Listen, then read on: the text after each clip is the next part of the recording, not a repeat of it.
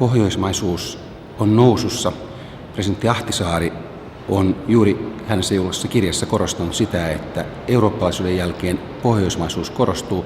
Se johtuu siitä, että meidän yhteiskuntamme ovat hyvässä kunnossa ja olemme kilpailukykyisiä, koulutusjärjestelmät ovat kunnossa ja voimme toimia malleina muulle maailmalle ja myöskin muulle Euroopalle, ja tämä vahvistaa pohjoismaista yhteenkuuluvuuden tunnetta.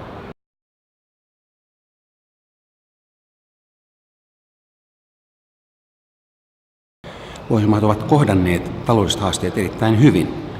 Ruotsin valtiontalous on erinomaisessa kunnossa, Suomessakin velkaantumisaste on hyvin alhainen, Norjassa on valtava öljyrahasto ja Tanskassakin taloutta on laitettu kuntoon, joten voimme toimia muille eurooppalaisille malleina siitä, millä tavalla talous voidaan hoitaa. Ja tältä pohjalta on kuitenkin mahdollista harjoittaa myöskin hyvinvointipolitiikkaa ja sillä tavalla pidämme koko yhteiskunnan koossa.